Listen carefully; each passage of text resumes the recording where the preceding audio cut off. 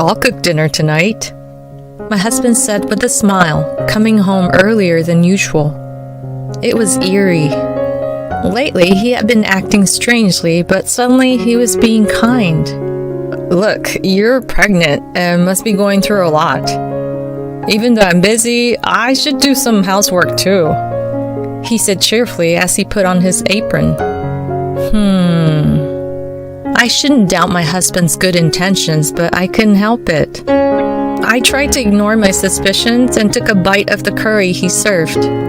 As soon as I did, I collapsed in pain. And then I saw something that must have been used in the cooking. Unbelievable. Just before losing consciousness, I saw my husband's face. My name is Naomi, just an ordinary office worker. My husband Devin and I are colleagues in the same department. We started dating after bonding over common hobbies and got married 2 years ago. Well, I'll be going, he said, avoiding eye contact and seeming awkward. Will you be late tonight? I don't know, probably. As he left, I unconsciously put my hand on my belly. I'm 9-week pregnant. I've been on leave from work since the morning sickness got worse. I can still picture my husband's face when I told him about the pregnancy. He was overjoyed like a child with tears in his eyes as he hugged me, thanking me. I vividly remember us laughing together after accidentally knocking over a cup full of coffee when he stood up too quickly. Despite all this, he has been coming home late from work lately. Before, he used to come home by 8 p.m. at the latest, perhaps out of concern for my health. But recently, he often comes home past 10 or 11 p.m. I've tried asking him about it indirectly, but he dodges the question and I don't know the real reason. I know him well. He's sincere and kind, always putting me first. When I first started taking time off work, he made time for us to talk, even when he was tired. But lately, our conversations have felt distant. Seeing his attitude, I couldn't help but think of a word I didn't want to consider. Cheating. No, that can't be.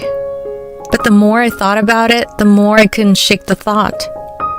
Then, an event occurred that turned my suspicions into certainty. One day while we were chatting and watching TV together, a celebrity cheating scandal came up on a talk show. Already sensitive to the word, I felt a cold shiver down my spine. My heart raced with an unpleasant pulse, and I was somehow afraid to look at my husband's face. The show's topic shifted to whether friendships between men and women can exist, and I forced a laugh, trying not to seem strange by suddenly falling silent. What do you think, Devin? About friendships between men and women? There was no answer to the question I threw out, without turning my gaze from the screen. I regretted it, and when I glanced at him, his cheerful expression visibly clouded over. Can we not talk about that? With an awkward, evasive smile, I became convinced. I knew it. He's cheating on me. From the day I had that conversation with my husband, I felt a heavy weight in my stomach. The morning sickness made my mood and physical condition even worse. What should I do now? Confront him? What would happen then? Would he dodge the issue as he always does, or would he confess to the affair resignedly? Either way, it would be painful. Should I continue living as we have been, burdened by this unbearable suspicion? No, I couldn't do that. What was more painful was the sudden wave of nausea.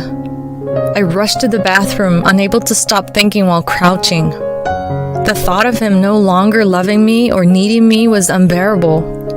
At that time, I heard the front door open. I hurried to the entrance and saw my husband taking off his shoes, apparently having rushed home. It was just past 7 p.m. When was the last time he came home this early? Welcome back. What's up? You're home pretty early tonight. Yeah, I really wanted to come home early today. He hurried down the hallway looking somewhat happy. Seeing his face like that for the first time in a while, I felt a little happy too. As he walked halfway down the hallway, he suddenly turned to me as if remembering something. "I'll cook dinner tonight." Surprised by his words, I watched him enter the kitchen with enthusiasm. A little later, he served curry and a beautifully arranged salad. Before I could ask what was going on, he urged me to eat with an untroubled smile. With that innocent, boyish face disarming me, I said thank you and took a bite of curry. That's when I lost consciousness. I thought I heard his tense voice and the sound of an ambulance siren. When I opened my eyes, I saw a white ceiling and realized I wasn't at home. The smell of disinfectant and people talking. I was in a hospital. Hearing a loud noise, I looked over and saw my worried husband getting up from his chair. He repeatedly apologized and held my hand tightly. According to him, I had collapsed after eating the curry and was rushed here by ambulance. When I had calmed down a bit, the doctor in charge came and shared the results of the examination. There was no immediate danger to my life, and it seemed that our baby was unharmed. Upon hearing that the baby was safe, I felt so relieved that it was as if all the strength had left my body. The doctor said that the main cause of my collapse was excessive stress. Indeed, my morning sickness had been particularly severe lately, and I had been worrying about my husband's suspected affair, which I thought might be one of the factors. But was that really all there was to it? Could I actually collapse the moment I put curry into my mouth just because of stress? A doubt crossed my mind. What was in the curry that my husband made for me? The morning after I spent the night at the hospital and was discharged, I checked the ingredients of the curry he had made for me when I returned home. As expected, there was no way he would leave something that I had an abnormal reaction to, and the pot that probably contained the curry was washed clean. While recalling what I saw on the dining table the night before, I checked the condition of the remaining vegetables in the refrigerator. But there was nothing strange about any of them. What could be the cause then?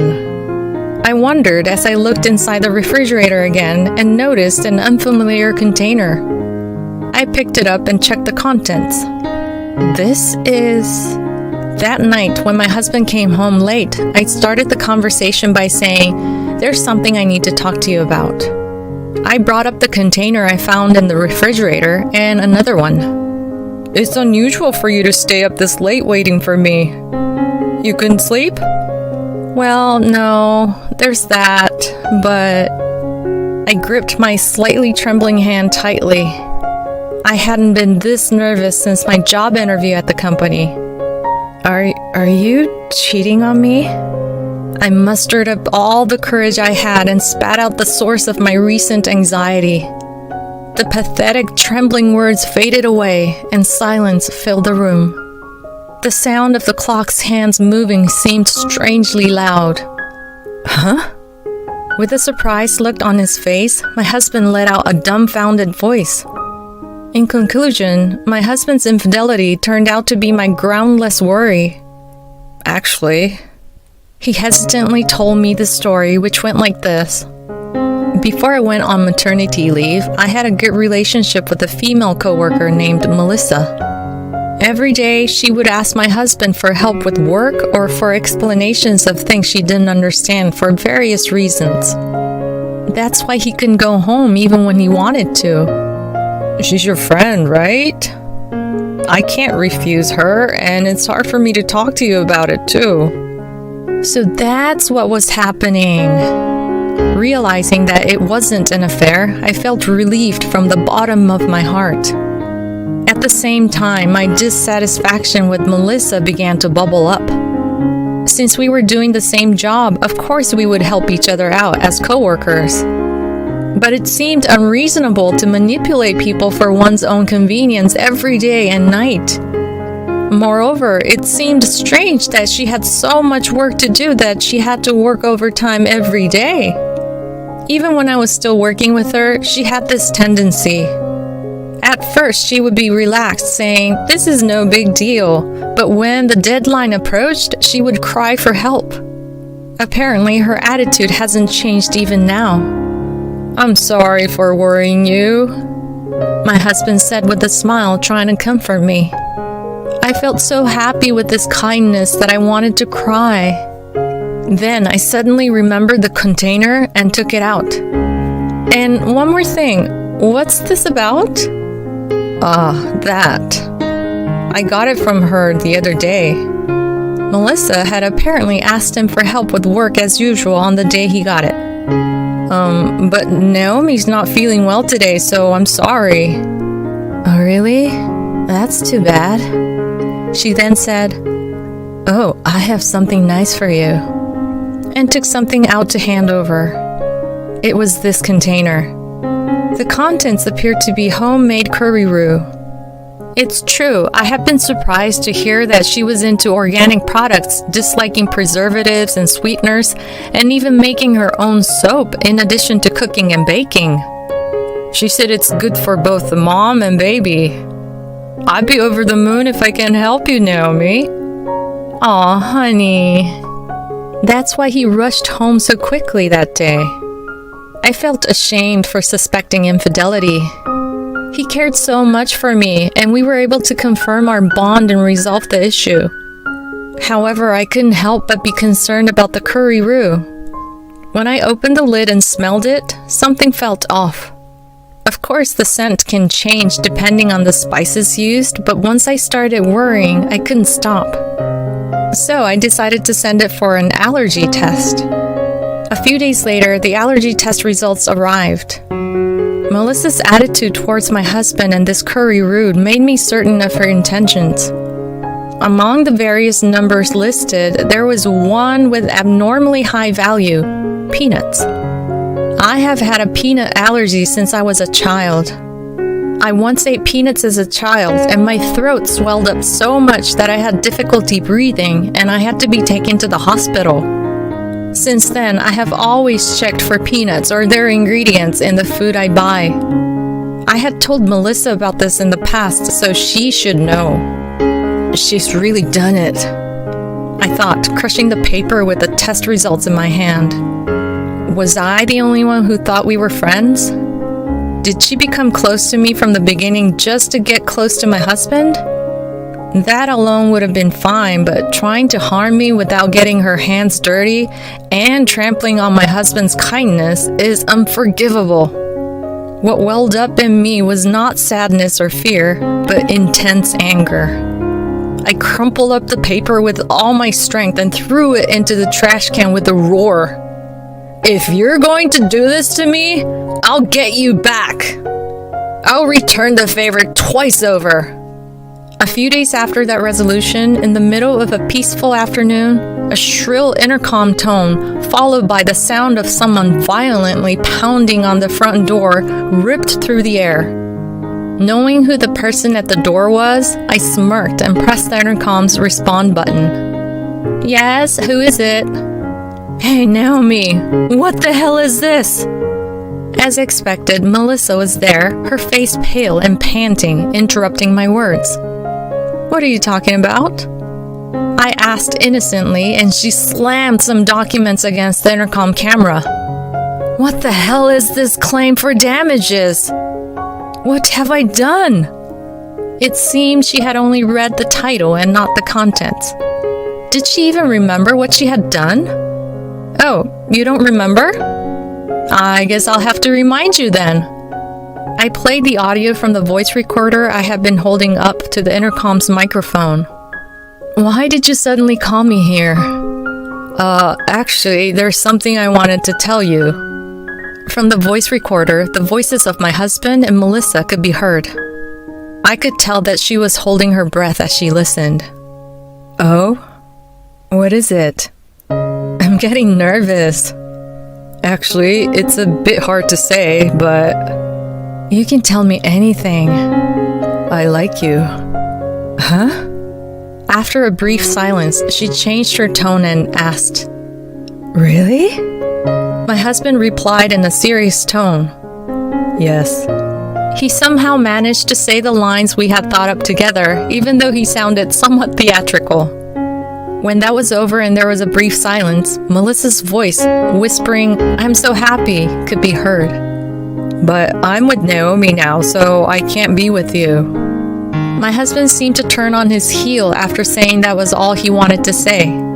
From a short distance away, her voice called out, "Wait!" The sound of her high heels hurriedly clacking could be heard. "I have a good idea," she said. "You remember the curry roux I gave you before, right? Use that." "I don't see what you're getting at. What do you mean?" "Naomi apparently has a severe peanut allergy. I heard she had a terrible experience as a child, so if you put that in the cooking and have her eat it, it could send her to the hospital. And if things go really well..." At that moment, a shrill voice from the intercom speaker drowned out the recorded voice. With a demonic expression on her face, Melissa pounded on the door, demanding, "Open the door!" Watching her with cool eyes, I thought, what a nuisance to the neighbors. Having decided to counterattack her, I told my husband everything that had happened. He was enraged, and I told him the elaborate revenge scenario that I had devised. Then, as planned, I had my husband play a trick on Melissa, and we obtained solid evidence of what she had done. We immediately went to a lawyer we knew and had a letter of settlement negotiation sent. That letter arrived at her place today. Finally giving up on getting the door opened, she spat out her anger with a rough breath. "Don't you feel ashamed doing such a cowardly thing behind my back? Don't mess with me. I'm just returning the favor. You're the one who started it." "Shut up. I've always hated that part of you. You stole my Devon right out from under me. You bitch." "Well, I don't care what a woman who forces such a thing on my husband says." My unyielding attitude seemed to add fuel to the fire, and her voice grew even louder. "Just so you know, I never considered you a friend. Besides, a woman like you doesn't deserve him. Your ugly face is so embarrassing to look at." Ignoring her continuous results, I calmly called the police. As the neighbors who had heard the commotion watched, Melissa was taken away by the police officers who arrived shortly after. I went to the hospital again just to be sure, and there were indeed no abnormalities found in either me or the baby. Furthermore, it turned out that my collapse was not due to an allergic reaction, but to stress. If the timing had been slightly off, I might have ended up eating that curry. If that had happened, things might have been much worse.